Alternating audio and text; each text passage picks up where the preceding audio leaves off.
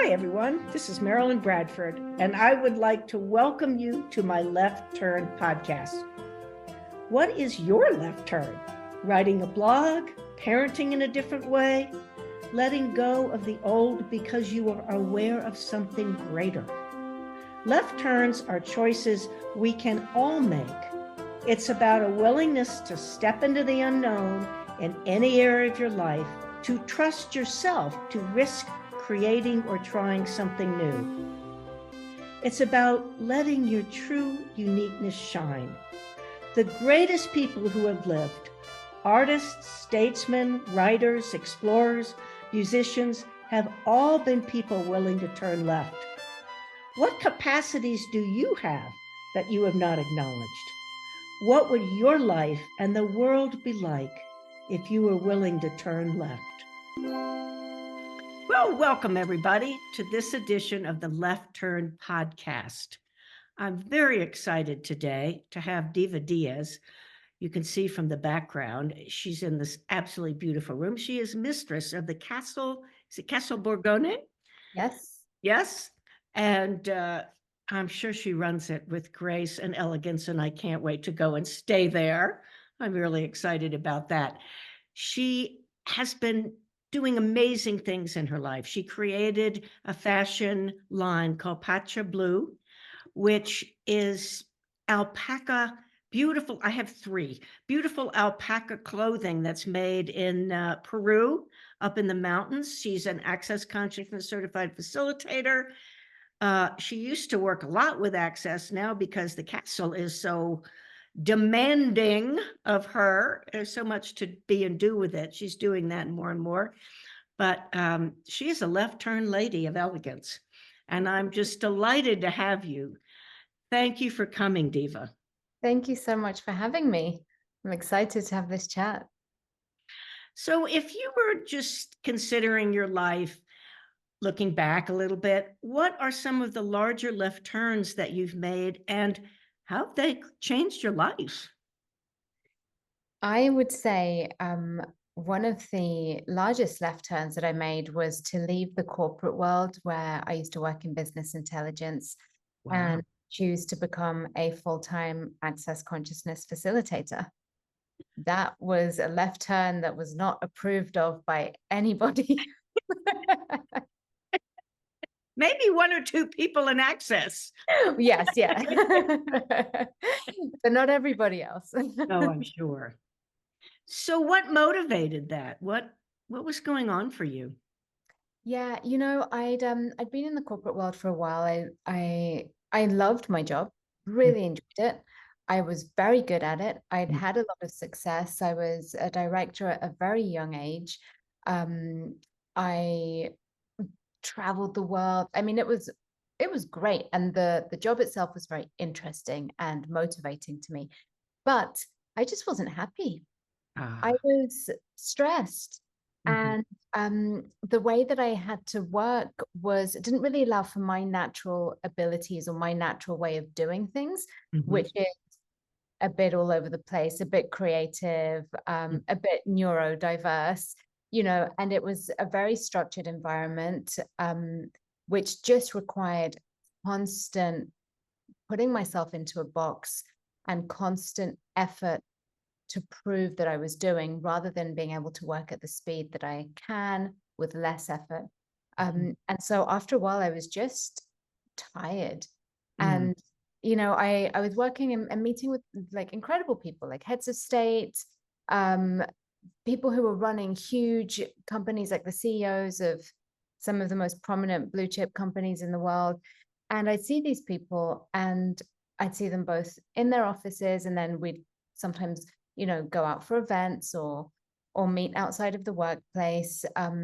And I saw that they weren't always very happy either. Oh, interesting. Yeah, like they seemed to have like the success. They seemed to be working something that they enjoyed for the most part. They, were making good money. They had families, but they didn't have that like life in their eyes. And I looked at it and I kind of got a snapshot of what my future would be like if I stayed there. And I just thought, I think I need to be really bold here and just jump ship and do something wildly different. And that's what I did. Yes, you did. And it's funny to imagine you without any light in your, I always imagine you with tremendous light in your eyes. Thank you. So what are some of the other left turns? Oh my goodness. I'd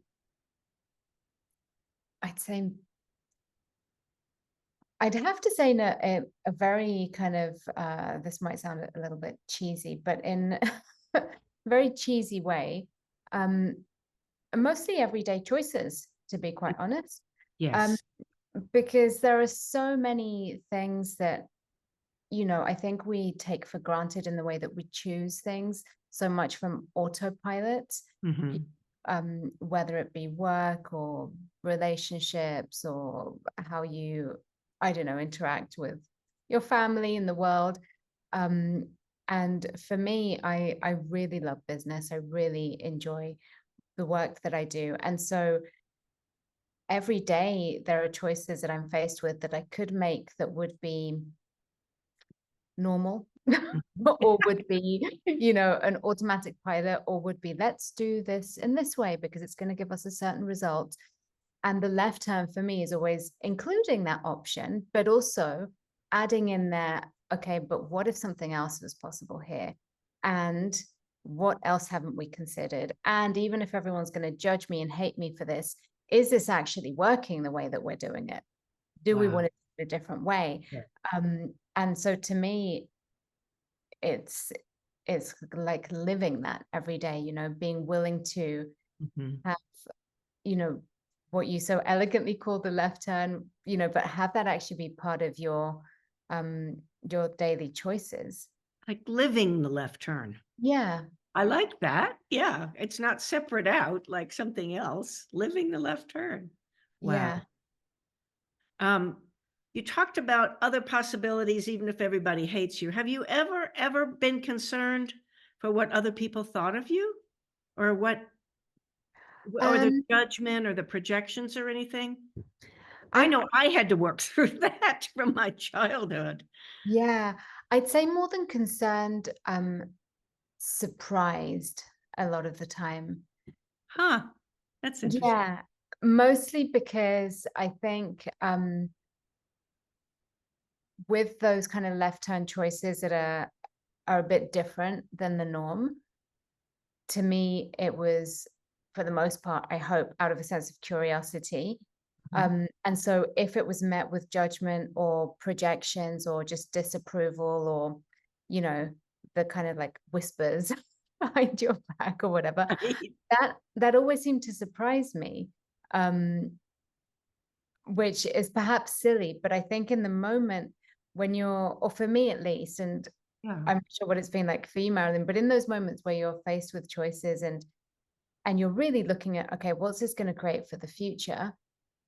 You're not really sat there thinking, what is everyone else going to think? I mean, that comes into it and you are aware of it. But then one thing that I have had to work on is the focus of, is my priority what I'm choosing in life? Is my priority the direction that I'm taking this project or this business in or my life in? Or is my priority to pause for a second, look at what everybody might think, weigh out their reactions, and then make choices based on that? And of course I've done that. Of course I have. We all have. But I'd say with the left turns, I haven't done that so much. I've prioritized the bigger choice. And then the reactions almost came as a surprise, because to me, the bigger choice made sense. Well, that's so interesting, because what I really get from it, and what I have known about you but had never articulated, is it would never occur to you to judge somebody else's left turn. Yeah, so you're surprised when they judge you. Yeah, this is true. Yeah, I think so.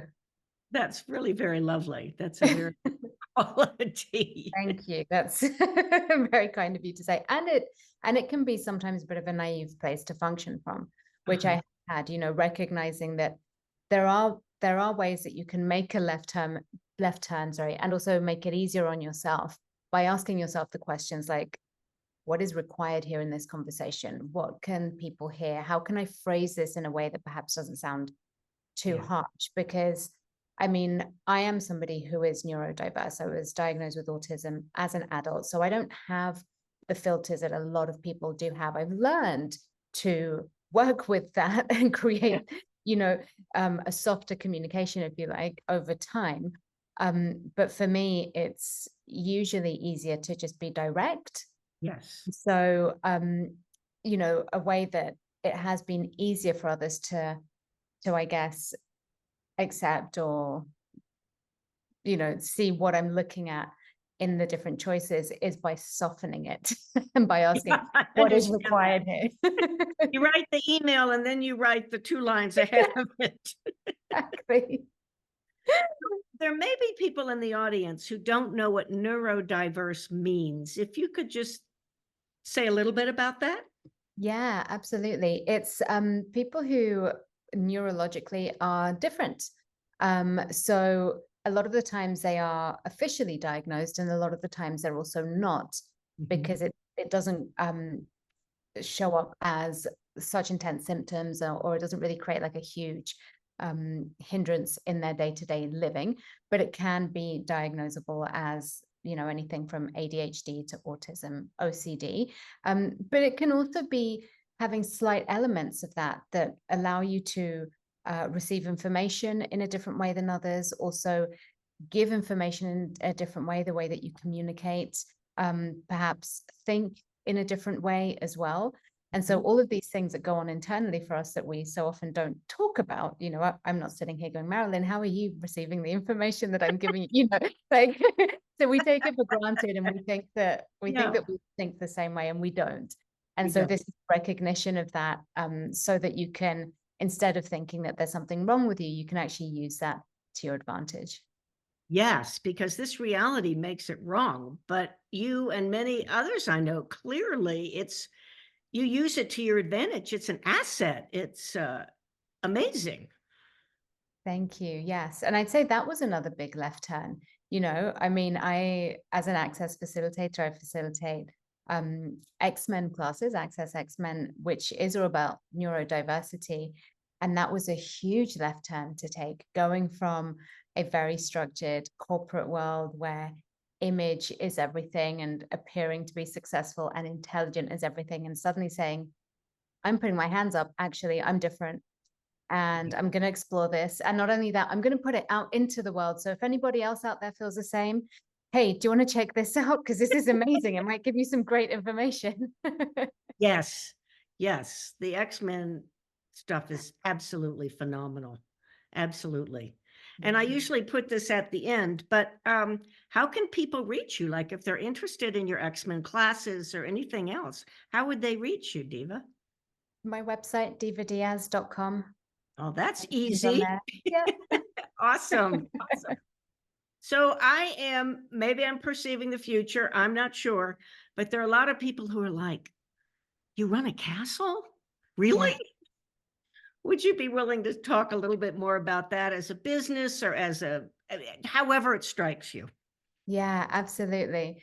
Well, again, the castle was a huge left turn. I was about a year and a half ago, I'd returned to England after COVID, where I'd been stuck abroad for a little while. And I remember arriving and thinking, what can I do now? Like, what would be so fun? And I received a call from a friend saying, would you like to manage the castle? Obviously, I'm condensing the story. There were bits in between. And I instantaneously said yes without even thinking. And as I hung up the phone, I thought, what did I actually just say yes to? What do they need from me? What is this? And about 10 days later, I was here in Italy. And, the castle is an incredible project. It's a group of investors that bought it about 5 years ago. The castle itself had been abandoned for 40 years and just needed a lot of work. So they spent the first years kind of rebuilding pieces, like decorating it, just making it gorgeous. And now it's opened up as a luxury boutique hotel and restaurant. And so one of the incredible things about the castle is that it prides itself on really honoring its surroundings, honoring nature, honoring the silence that is here. And so everybody that goes to the castle gets to experience almost like this, I don't want to call it escape from reality, but it kind of is that. But it's a place where you just get to like reflect. You get to have so much space. We don't have any electronics. If you need to listen to things on your phone or your devices, we ask that you use, headphones. And so when people come, they get to really start to receive themselves in a completely different way. So it's really a transformative place. It is decorated with all original antiques, the most beautiful things that you've ever seen. And so it really like nurtures like your body and your soul, and it's just magical. So yeah, so being here is just this very nurturing experience where I get to work with the team that I work with every day and come up with ideas for telling people about the castle, letting them know that it exists. And yeah, that's it in a nutshell. So someone listening to this is like, I want to go stay there. What would be the next step? They can check us out online on the website, which is the name of the castle. So it's castellodicasalborgone.com. You can also just Google luxury castle Turin and we will appear there. Oh, that's a great way to get there. Yeah. Have there been any challenges? I mean, to me, running something like that, the business part of it, the managing people part of it, the just everyday part of it would be huge. It is very robust. I like that word. My job is robust. In its experience, in all of its shades and colors. It is, yeah. There have been challenges. But the thing that I love is, working with the group of investors, one of which is, the founder, well, the two founders of Access. There's always such a creative element that nothing ever becomes a stop point, ever. Oh, nice. So something shows up and it's just like, all right, how do we get around this? Or what's required here? And so for me, it's been a fantastic way to really put into action all of the tools that I've been learning and using for the last 10 plus years with being an Access consciousness facilitator, and putting them into use like in an environment that I usually wouldn't, because I'd created my own businesses. So that's my own environment. I do what I want there. I've been working with a company forever, but you're working with a company, so you all have a similar mindset. But now suddenly you're thrown into like a different country, brand new language, brand new culture, brand new way of doing things. And it really does put it all to the test. So it's been really incredible and fun. Well, that's amazing. I mean, I have a long background of being a psychotherapist, so I've been used to using the tools more for individuals in their lives. Yeah. What tools is it the same kind of thing like you use with the business with the castle? Or what are some of your favorite tools for business? Yeah, I'd say one of my absolute favorite tools for business is to listen. To really just shut up and listen. I mean, like shut up in my mind, like shut up with my thoughts, shut up with, listening to other people's stuff that they've got going on and really listen to what's going on in terms of look at what you've got in front of you. Like actually look at what's true. And for me, a very helpful tool for that is, that knowing that we have that gut feeling, if you want to call it that, or intuition, where if things are just not easy, if it's too much push, too much force to get something to happen, usually that's just not the direction to go in. And so for me, the castle has really highlighted that elegance of creation where you don't need to push against, you don't need to like knock down a wall. You can just walk around it, or you can go in a different direction. And so by listening to those things, and recognizing like, oh, it's been difficult to create this event, or we're having a challenging situation with this, I don't know, person in whatever capacity they may be, a supplier or something, then maybe we need to look at something different. And with that, what has come is we've been able to implement, I'd say, like a lot of change quite quickly, because we haven't been stuck on trying to force something to happen that didn't really want to happen. So that's definitely one of my favorite go-tos, just to listen. It sounds like it creates a lot of ease. Yes. Yeah, this whole idea we have to work hard and plow through it doesn't really ever accomplish that much. No, it's true. It makes you feel like you're busy and like you're doing a lot, but you can sit there pedaling on a stationary bike and not get anywhere. And that's very often what people do in business. I love that. That's a great image, pedaling on the stationary bike and not getting anywhere. Well, are there any other left turns that come to mind when you're just looking at your life early or later, or? I'm sure there will be many more to come, and I actually welcome them. I have to say that as I've got older, what I've realized is, those things that have always felt so scary, they always end up creating something greater. So now when I get the sensation of, wow, there might be a big change coming, I am far more receptive to it and looking forward to whatever changes may come in the future. That creates such a sense of space. Yes. Rather than having to have things defined and all of that. So yeah, exactly. Well, thank you so much, Diva. This was a very interesting conversation, and I'm so grateful that you were willing to join us today. Thank you so much, Marilyn. It's been fun. Thank you so much for joining this episode of Left Turn. I wonder what embracing left turns could create in your life. What magical possibilities might show up. Remember, when you choose left turns, you are joining a group of the most creative and brilliant people the world has ever known.